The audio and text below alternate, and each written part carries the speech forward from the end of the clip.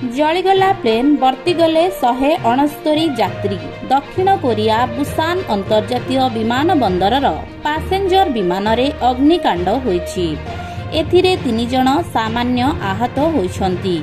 169 जण यात्रीक सहित 7 जण क्रू मेंबर को उद्धार करा जायछि।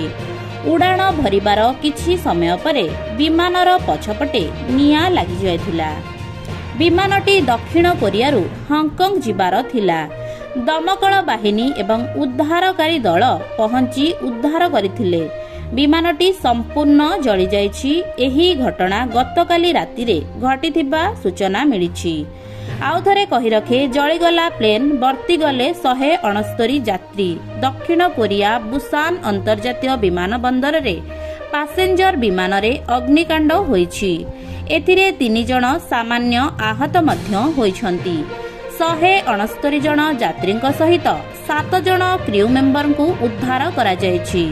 उड़ाण भरिबार किछि समय परे विमानर पछपटे निया लागि जायथिला। विमानटी दक्षिण कोरियारू हांगकांग जिबार थिला। दमकल बाहिनी एवं उद्धारकारी दल पहुंची उद्धार करथिले। विमानटी संपूर्ण जळी जायछि। एही घटना गतकाली